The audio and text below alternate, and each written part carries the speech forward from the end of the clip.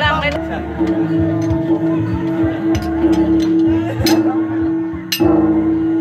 cô nhà ôi ôi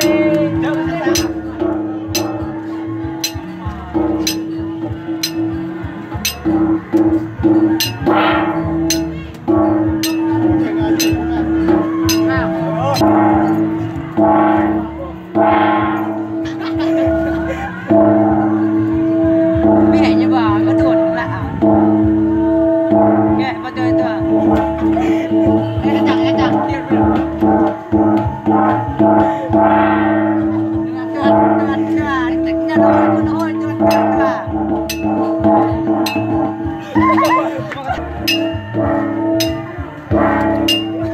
ôi rồi tắt lên cái tình như được rồi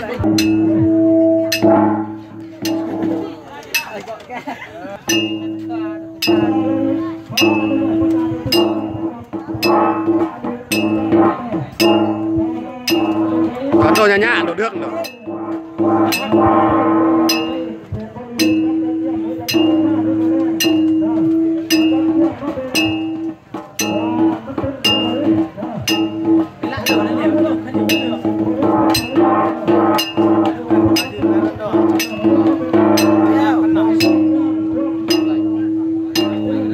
Yeah.